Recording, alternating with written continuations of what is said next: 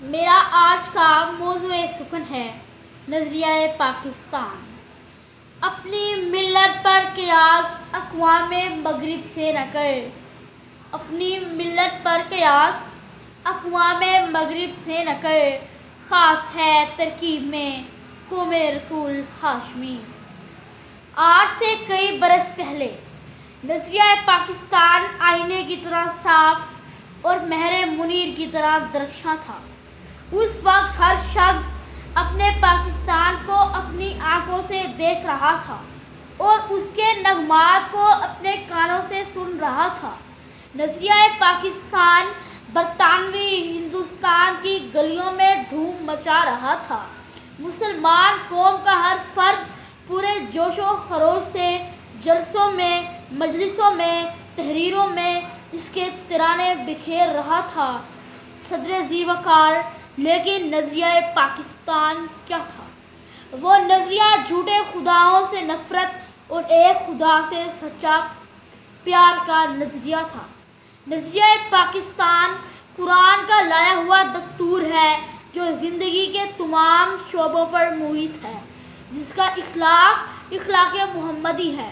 لیکن افسوس، صد افسوس، ہم نے اس ید بیضا کو پرے پھینک دیا اور ایسے بتوں کو پوجنے لگے جنہوں نے ہمیں دین و دنیا میں ذلیل و خوار کر کے رکھ دیا اور قوم مسلم کو اس پتے کی مانند کر دیا جس کو ہوا اڑا کر لے جایا کرتی ہے۔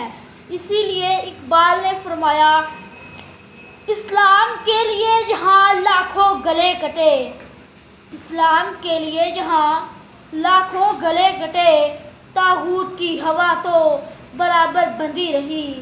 آیا تو ہے مگر یہ ادھورا ہے انقلاب، انسان کی خودی تو دبی کی دبی رہی۔ سامعین، نظریہ پاکستان کے مطابق مسلمانوں کا خدا ایک، رسول ایک، ضابطۂ حیات ایک، کعبہ ایک، پھر اب یہ فتنے کیوں؟